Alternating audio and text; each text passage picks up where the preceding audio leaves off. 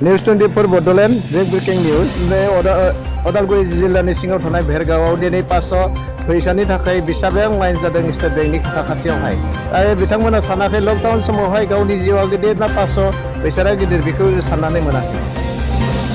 बुहुमनाङैनो लकडाउनखौ सिफायनाय होननानै बुंजागोन अदालगुरि जिल्लानि सिङाव थानाय भेरगाव हालामावहाय।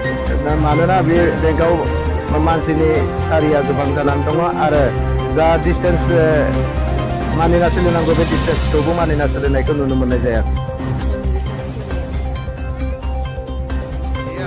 भेरगाव दृश्य लकडाउনৰ সময়তো তেওঁলোকে বেংকত যিটো 500 টকীয়া সোমাইছে বুলি কৈছিলে, মোদী চৰকাৰে যিটো 500 টকা দিছিলে, এইটো সময়ত তেওঁলোকে শাৰী পাতি পইচাখিনি নিবৰ কাৰণে তেওঁলোকে আহিছে।